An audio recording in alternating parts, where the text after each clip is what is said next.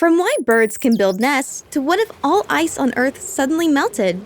My name is Darling, and I'm here to answer everyone's burning questions about life. Hello dear, it is I, Dolan, Truth Detective. Yes, everyone from Planet Dolan has gone missing, but I've collected all of Nixium's beloved artifacts, and they are very close to telling me where he's been all these years. Isn't this the same man who knocked you out with sleeping gas and stole $500 from you? The very same. Didn't he also scam you out of millions in crypto? He did, but he's one of our people, and I'm gonna find him. Aw, that's oddly sweet. So, what have you got so far? He's here, on this planet, somewhere. And I'm gonna guess, alive. Oh, okay. Yeah.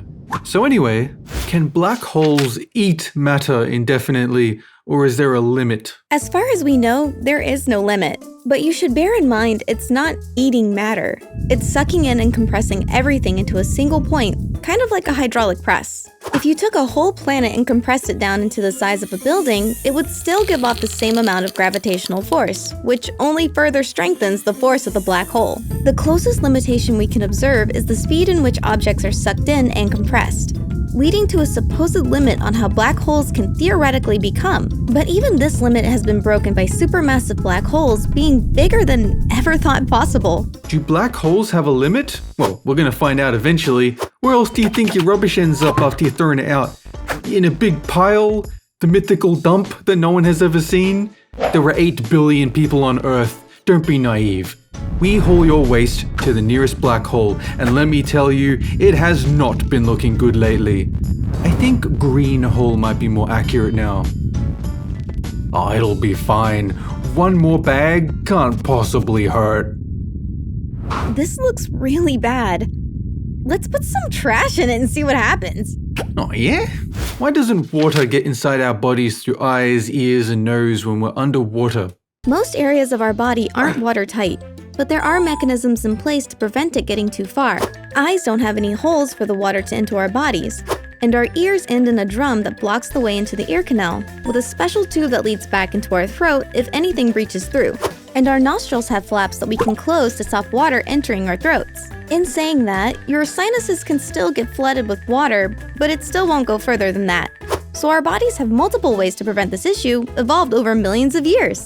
Dolan here from Truth Tape, the super strong waterproof tape that can instantly patch any leaking hole in the human body and stop the flow of lies. With its patented triple thick adhesive, it virtually welds itself to the body, and once it's on, it holds on tight. To prove my point, I sawed this black hole in half and repaired it with only Truth Tape. It creates a powerful gravitational seal to ensure that nothing, and I mean nothing, can ever escape the dark void. Hey, what?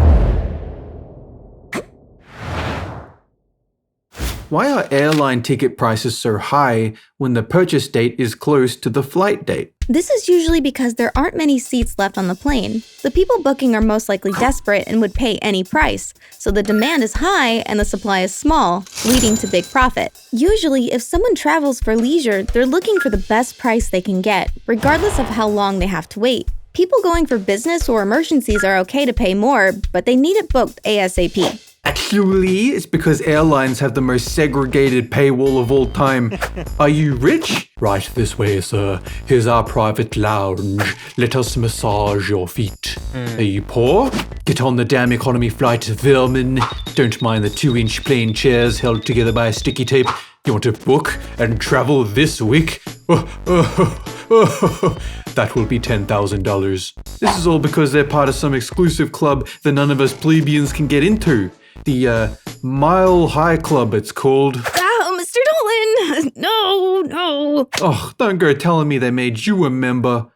Alright, you need to get me in. How do birds build nests, beavers build dams, and spiders spin webs if they were never taught how? Some of it is genetics, especially when it comes to spiders automatically knowing how to spin a complex shape into a web learned through countless generations. Others, like birds, understand the feeling of home when it comes to nests. So they'll put sticks together to emulate that on their own and end up building a nest themselves, whether by accident or design. Beavers are typically taught by parents about building dams. But even if this weren't true, it's the same system as birds, putting sticks and wood together to create a bed like they used to have, which ends up becoming a dam. Nixium told me that animals learn these trade secrets through the spirits of their ancestors. On a cold, dark night when the moon is full, the great bird father will visit his children and impart his ghostly wisdom. Yeah, no, you can stack the sticks like in a bundle, like a row, like you just try and get them up vertically. Vertically? Yeah, like you wrap them together, like you put like in a circle kind of way. But what am I building? It's like a cylindrical structure, like a connected, stick blend, like hundreds of generations. Put that stick there with the twig. Yeah, this is looking good. Yeah, nah, you just got to do that 400 times. Yeah. What if all ice on Earth suddenly melted? This would be apocalyptic. Mass flooding and weather catastrophes are just the beginning as chemicals and gas release into the atmosphere. Cities like Mumbai and New York would immediately go underwater, along with many other cities of the globe. Mass extinction of sea creatures, especially polar animals, which would heavily impact food for humans, and the breakdown of economies in all civilized places of the world. Sea plants would die, reducing oxygen in the atmosphere, forcing animals to ascend to higher places on Earth to escape the floods if they can't acclimate to the change. Earthquakes would become instant deadly tsunamis. Temperatures would become extreme everywhere and a mass migration of humans would ensue. So as you might imagine, the ideal situation is the ice caps never melt. This is a hoax. The ice caps melt every year during summer, and look, nothing bad happens.